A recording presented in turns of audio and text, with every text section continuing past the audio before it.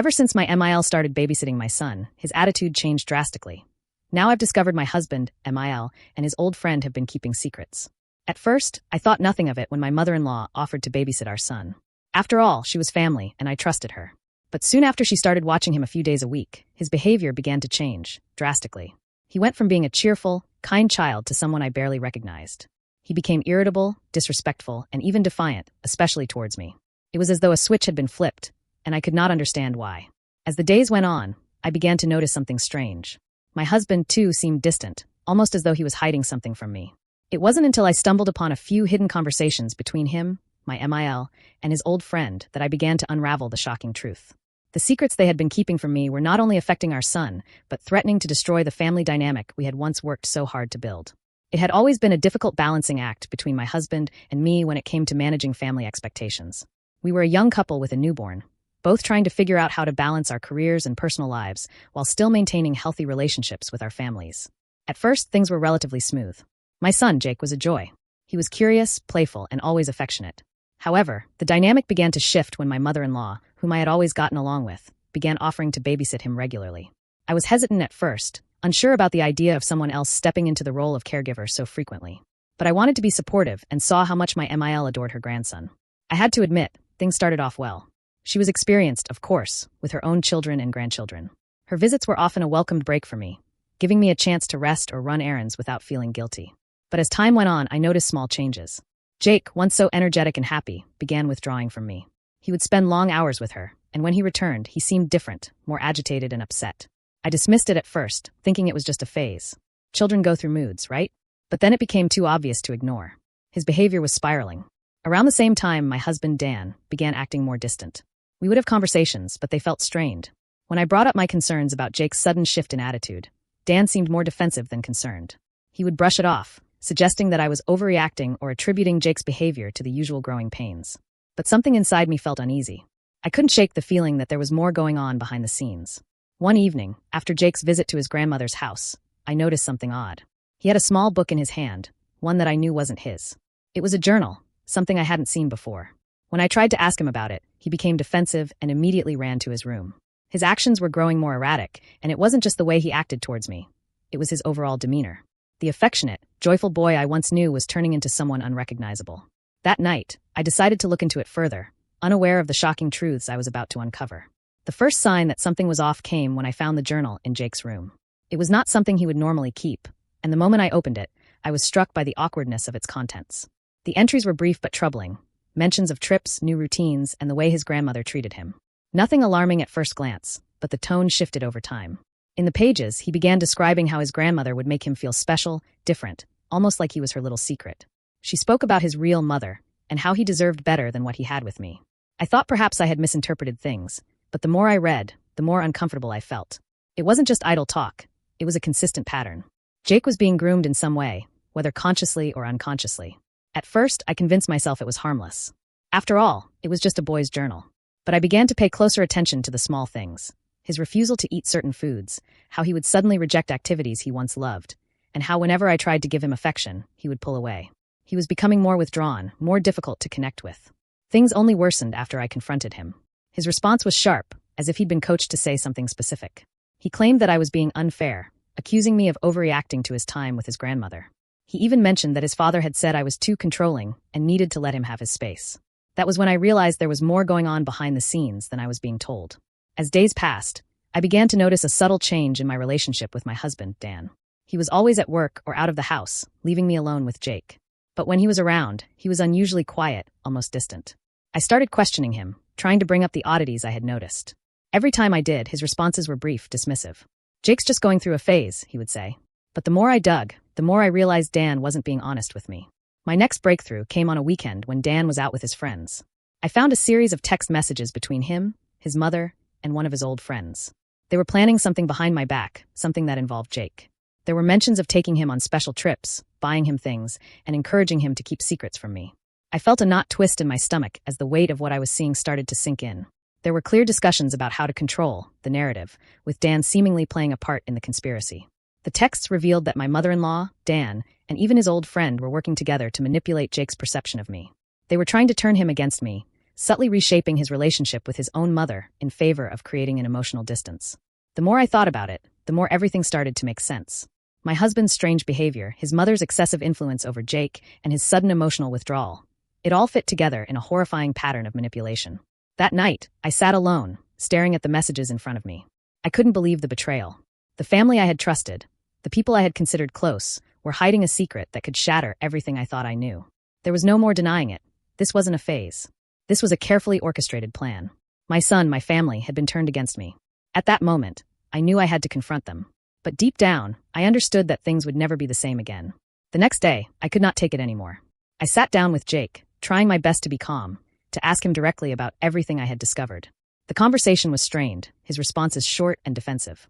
But as I pushed him, he finally let something slip, something I had never expected.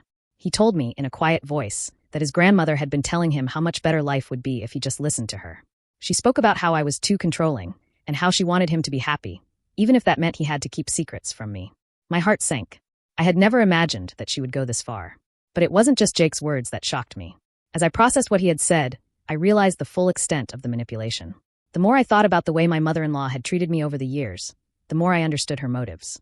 She had always been possessive of Jake, often making me feel like I was not good enough for him. But now, it seemed that her manipulation was not just about control. It was about taking over my role as a mother. I couldn't hold back any longer.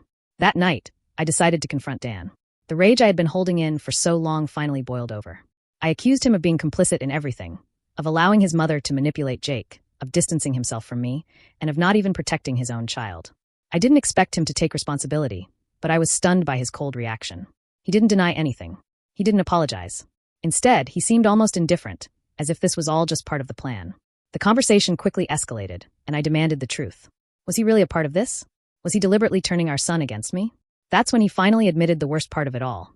He had been secretly seeing his old friend, someone I had never suspected, who had been pushing him to distance himself from me. His friend, who had a history of strained relationships with women, had been feeding him advice on how to take back control of his life. And what better way to do that, he thought, than by breaking the bond between mother and child. It was then that the final piece of the puzzle fell into place. Dan had been in on this from the beginning. He had allowed his mother and his friend to influence him, and together, they had been manipulating Jake's perception of me for months. But it wasn't just about keeping Jake away from me. It was about creating a wedge between us, making me seem like the problem, the outsider, the one who wasn't fit to be a mother. It was as if they were trying to break me down, to make me question my own worth. I felt the ground beneath me shift. This wasn't just a family issue. This was betrayal on a level I couldn't have imagined. The man I had loved, the man I had trusted with everything, had been keeping secrets. And those secrets were tearing my family apart. But the worst part wasn't just the lies. It was the realization that my son, my own child, was being manipulated, used as a pawn in a game that I was only now beginning to understand. How could I have missed it? How had I let this happen? These questions plagued my mind as I processed the shocking truth. Dan's response was chilling. He didn't seem to care about the damage that had been done. He was more concerned about maintaining the status quo, about not upsetting the fragile balance that his mother and friend had worked so hard to create. I was left standing there, emotionally drained, knowing that things would never be the same again. As I walked away from that conversation, I knew I had to make a choice. I couldn't stay in a marriage built on lies. I couldn't raise my son in an environment where trust had been shattered.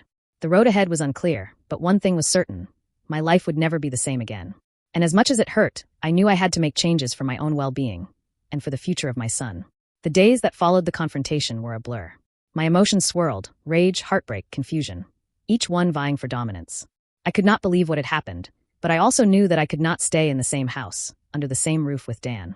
Every moment with him felt suffocating, like the walls were closing in around me. I needed space to think, to breathe, and to figure out what to do next. I decided to take a step back and separate myself from the situation, even if it was just for a few days. I packed a small bag and left for my sister's house, explaining that I needed time alone to process everything. My son was confused, asking when I would be back, but I couldn't bring myself to explain it to him yet. I didn't have all the answers, and I didn't want him to carry the burden of this mess. During my time away, I tried to piece together everything that had led to this moment. How had I missed the signs? How had I allowed Dan and his mother to manipulate me and our son for so long? The guilt was overwhelming, but I knew I had to rise above it. The situation was beyond my control, and it wasn't my fault.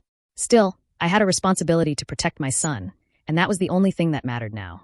While I was staying with my sister, I made the decision to speak to a therapist. I needed someone to help me untangle the web of lies and emotions that had taken over my life. I also knew I had to find a way to reconnect with my son, who had been so drastically affected by everything that had happened. I could see the changes in him already. He seemed more withdrawn, less trusting, and I knew I had to find a way to rebuild our bond. I wasn't sure how to do it yet, but I was determined to try. Meanwhile, Dan continued to reach out to me, apologizing, trying to explain himself. His mother also tried to contact me, sending me long, guilt-ridden messages about how she never meant for any of this to happen. But I was done listening to their excuses. This wasn't about their apologies. It was about the betrayal, about how they had deliberately undermined me as a mother. And no amount of apologies could fix that. I spent weeks talking with my therapist, processing the hurt, the anger, and the betrayal. Slowly, I began to rebuild my sense of self, to remind myself that I was worthy of love and respect. I reached out to my son, trying to connect with him on a deeper level, and we slowly started to heal together. It wasn't easy, but with time, patience, and love, I began to see the spark of the child I had raised returning. As for Dan, we eventually had another conversation. He expressed his regret for the way things had played out and admitted that he had been weak, letting his mother and his friend influence him. But his apology came too late. The damage had been done, and I had already made the decision to move forward without him. It was hard, but I knew it was the right choice for my happiness and for my son's well-being. I filed for separation and began the long process of rebuilding my life. It wasn't easy, and there were many times I wanted to give up. But I knew I had to keep pushing forward, for myself and for my son. Over time, the hurt began to fade, and I found peace in knowing that I had made the right decision. As for my relationship with my mother-in-law, it was irreparable. She continued to reach out, offering empty apologies, but I couldn't trust her anymore. The damage had been done. She had crossed a line that could never be uncrossed. In the end, I learned a valuable lesson. Sometimes, the people you love the most are the ones who hurt you the deepest. But that doesn't mean you have to stay in that pain. You have the power to walk away, to take control of your life, and to rebuild something stronger. As the months passed, I found a new sense of independence, a new strength. My son and I became closer than ever, and I focused on building a better future for us both. And while the scars of the past may never fully heal, I was at peace knowing that I had taken the necessary steps to protect the most important people in my life, myself and my son. If you found this story compelling and want to hear more, be sure to like this video, subscribe to the channel, and press the bell icon so you never miss an update.